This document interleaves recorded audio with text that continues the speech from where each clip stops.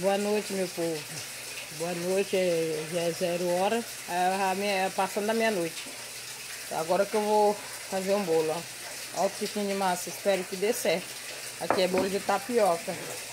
Né, gente, esse bolo aqui, ele é muito bom.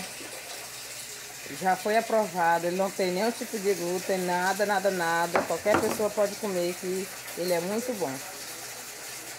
É de tapioca. Pois é isso aí. Boa noite. Inscreva, deixa seu like, compartilhe em nome de Jesus.